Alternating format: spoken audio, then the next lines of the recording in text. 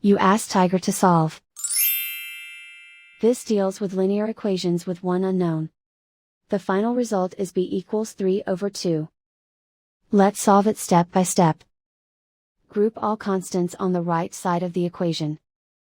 Subtract 24 from both sides. Group like terms.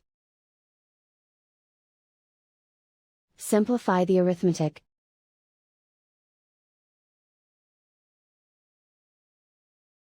Isolate the b. Divide both sides by -10. Cancel out the negatives. Simplify the fraction. Cancel out the negatives.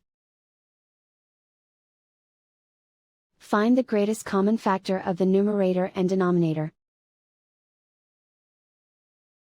Factor out and cancel the greatest common factor. And so the final result is b equals 3/2.